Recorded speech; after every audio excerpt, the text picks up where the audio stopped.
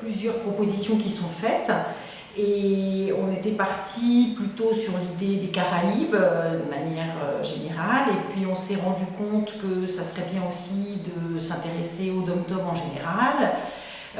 Donc on a cherché une cohérence. Les Caraïbes, ça ne nous convenait pas dans le sens, par exemple, où Cuba a une tradition cinématographique extrêmement forte qui risquait d'occulter les autres.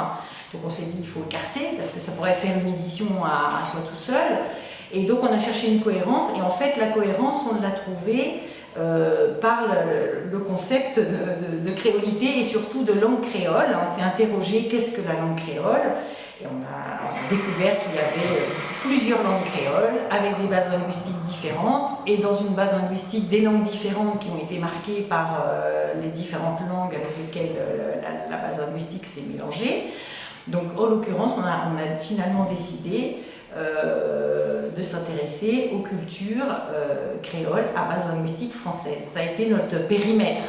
Et puis après, au fur et à mesure qu'on a recherché des titres, on s'est rendu compte qu'on avait un rôle important à jouer pour apporter de la visibilité aux films qui étaient produits dans ces territoires créoles, qui souvent sont produits avec peu de moyens, peu diffusés, peu visibles, et que alors là pour le coup on avait un rôle très important à jouer et qui nous concernait particulièrement en tant que citoyens, puisque on touche à une cinématographie qui est une cinématographie française essentiellement, à part Haïti et Maurice qui sont présents dedans, et finalement c'est une cinématographie française qui est mal connue.